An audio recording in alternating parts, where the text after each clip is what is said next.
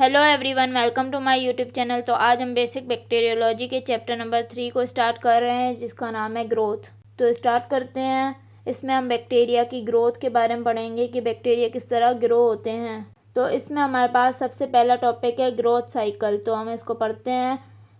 Growth cycle में क्या होता है हमारे पास, तो इस टॉपिक को स्टार्ट करते हैं। Bacteria reproduce by binary fission, a process by which one parent cell divides to form two progeny sales.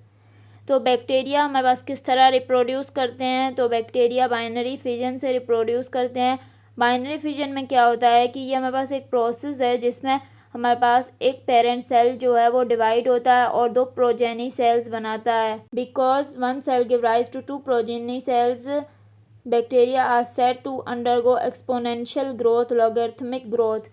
क्योंकि हमारे पास एक सेल दो प्रोजेनी सेल्स को बना रहा है, तो इसलिए बैक्टीरिया जो है वो हमारे पास एक्सपोनेंशियल सेल ग्रोथ करते हैं, या जिसको हम लॉगरिथमिक ग्रोथ बोलते हैं। The concept of exponential growth can be illustrated by the following relationship. तो ये हमारे पास एक्सपोनेंशियल ग्रोथ का जो कॉन्सेप्ट है वो फॉलोइंग रिलेशनशिप से इलस्ट्रेट किया गया है। तो मैं आपको बताती हूँ। ये देख सकते हैं आप, ये हमारे पास एक टेबल दिया गया है। इसमें क्या है, ये नंबर ऑफ सेल्स हैं जो बढ़ रहे हैं और ये एक्सपोनेंशियल दिया गया है। तो ये देखें, ये हमारे पास एक सेल है, एक से दो बने, दो से चार बने हैं, चार से हमारे पास आठ बने, आठ से हमारे पास 16 बने हैं। तो ये किस तरह हो रहा है, तो जब हमारे पास एक से दो बनते हैं, अगर दो बैक्टीरिया बनेंगे तो दो बैक्टीरिया चार बनाएंगे ना। देखो, एक बैक्टीरिया दो बनाएगा, दूसरा बैक्टीरिया दो बनाएगा, तो चार बनेंगे। चार बैक्टीरिया बनेंगे तो वो 8 बैक्टीरिया बनाएंगे। चार कैसे 8 बनाएंगे, जब चार बनेंगे तो एक दो को बनाएगा, दूसरा भी दो को, तीसरा भी दो को और चौथा भी दो को। तो इस तरह हमारे पास 8 बनेंगे। तो 8 फिर हमारे पास 16 बैक्टीरिया बनाएंगे।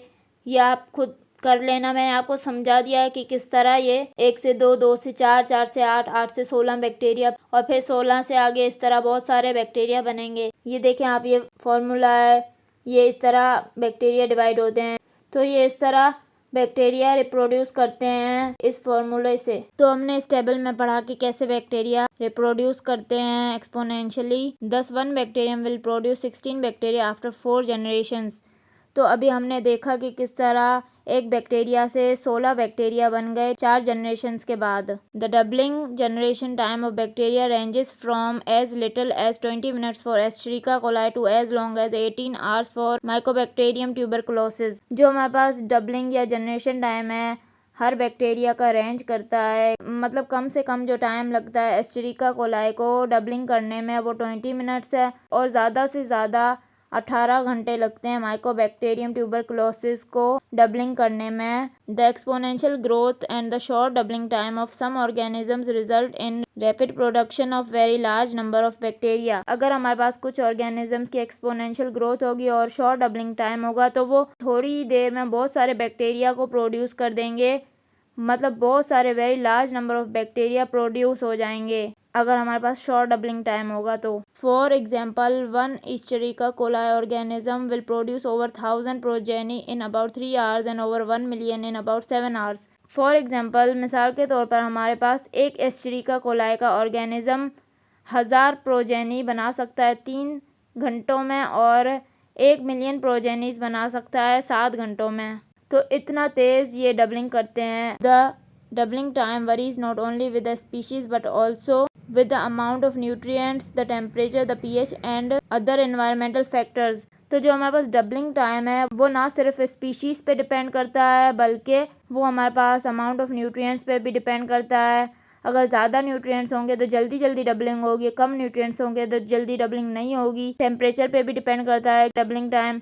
उसके बाद pH पे भी डिपेंड करती हैं। pH भी इसी तरह, कुछ ऑर्गेनिज्म किसी pH पे डबलिंग करते हैं, कुछ ऑर्गेनिज्म किसी और pH पे डबलिंग करते हैं। उसके बाद कुछ एनवायरमेंटल फैक्टर्स भी होते हैं। तो इन सारी चीज़ों पे हमारे पास डबलिंग टाइम डिपेंड करता है। The growth cycle of bacteria has 4 major phases. तो जो हमारे पास ग्रोथ साइकिल है बैक्टीरिया के, उसके हमारे पास 4 मेजर फेजेस होते हैं। If a small number of bacteria are inoculated into a liquid nutrient medium and the bacteria are counted at frequent intervals, the typical phases of a standard growth curve can be demonstrated figure 3:1। अगर हमारे पास एक small number of bacteria को एक liquid nutrient medium में रखा जाए और फिर उन बैक्टीरिया को काउंट किया जाए फ्रीक्वेंट इंटरवल्स पे, तो हमारे पास एक typical phase of growth curve देखा जा सकता है। तो हम फिगर 3.1 में देखते हैं वो कर्व। तो आप ये फिगर देख सकते हैं, ये हमारे पास फिगर 3.1 है। इसमें हमारे पास ग्रोथ कर्व ऑफ बैक्टीरिया दिया गया है और इसमें हमारे पास 4 फेजेस हैं बैक्टीरिया की ग्रोथ साइकिल के।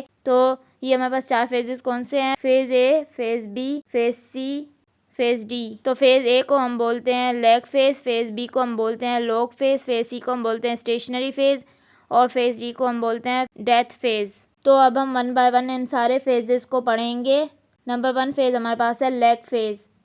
The first phase is the lag phase during which vigorous metabolic activity occurs but cells do not divide। तो लैग फेज जो है वो हमारे पास फर्स्ट फेज है और लैग फेज में हमारे पास क्या होता है, बहुत ज़्यादा मेटाबॉलिक एक्टिविटी होती है। बैक्टीरिया प्रिपेयर करते हैं अपने आप को सेल डिवीजन के लिए, लेकिन सेल्स डिवाइड नहीं होते इस फेज में। This can last for a few minutes up to many hours. ये फेज हमारे पास कुछ मिनट से लेकर कुछ घंटों तक का होता है। इस फेज में बेसिकली हमारे पास जो बैक्टीरिया है वो प्रिपेयर कर रहे होते हैं खुद को सेल डिवीजन के लिए, मतलब जो सारे न्यूट्रिएंट्स रिक्वायर्ड होते हैं वो जमा कर रहे होते हैं, मतलब प्रिपरेशन होती है इस फेज में, मेनली सेल डिवीजन नहीं होती। इसके बाद हमारे पास नंबर 2 फेज है the log phase. The logarithmic phase is when rapid cell division occurs.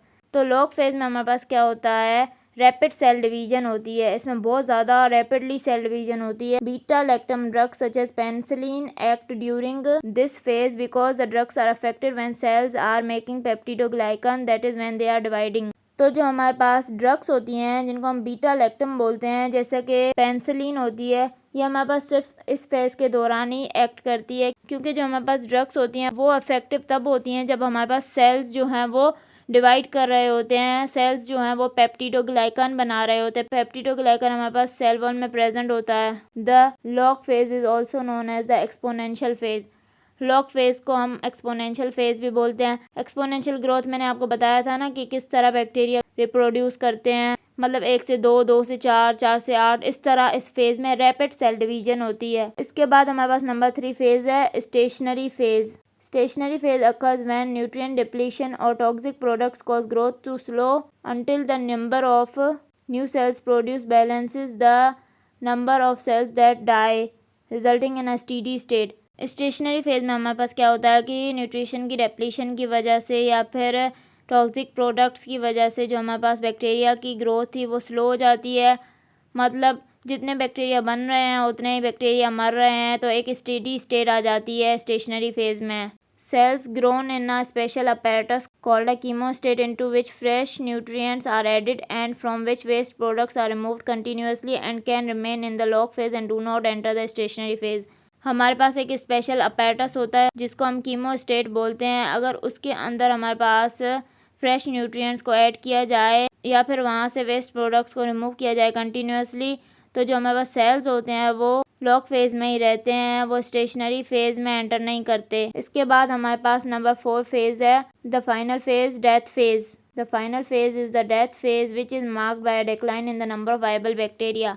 तो हमारे पास डेथ फेज जो है वो फाइनल फेज होता है ग्रोथ साइकिल का। इसमें क्या होता है कि जो जिंदा बैक्टीरिया थे वो मरना शुरू हो जाते हैं, मतलब इसमें डेथ रेट ज़्यादा होता है as compare to production rate. Bacteria produce कम होते हैं, बहुत कम, और मरते बहुत ज़्यादा हैं। मैं आपको फिर से वो डायग्राम दिखाती हूँ। ये देखें, ये हमारे पास फिगर 3.1 है। पहले भी मैंने आपको समझाया था, फिर से मैं समझा रही हूँ। ये देखें, ये हमारे पास ए फेज़ है, मतलब लैग फेज़ है। इसमें जो सेल्स हैं वो मेटाबॉलिकली एक्टिव हो रहे हैं, मतलब वो प्रिपेयर कर रहे हैं खुद को सेल डिवीजन के लिए। इसके बाद हमारे पास ये देखें, ये बी फेज़ है, लॉग फेज़। इसमें ये देखें, ये कर्व ऐसे ऊपर जा रहा है, तो इसमें ये देखिए बहुत ज़्यादा सेल डिवीजन हो रही है। इसके बाद हमारे पास ये सी फेज़ है, स्टेशनरी फेज़। इसमें देखें ये एक स्ट्रेट लाइन आ गई है, स्टेशनरी लाइन। तो इसमें हमारे पास जितने बैक्टीरिया बन रहे हैं उतने मर रहे हैं, तो इसलिए एक स्टेडी लाइन है, स्ट्रेट लाइन है। इसके बाद हमारे पास डी फेज़ है, ये पूरा। इसमें देखें आप, ये लाइन नीचे जा रही है, मतलब बैक्टीरिया मर रहे हैं, डिक्लाइन हो रहा है बैक्टीरिया का। आई थिंक आपको ये डायग्राम समझ में आ गई होगी। अगर आपको मेरा लेक्चर पसंद आया तो प्लीज़ मेरे चैनल को सब्सक्राइब करें, लाइक करें और बेल आइकन को प्रेस करें। Thank you.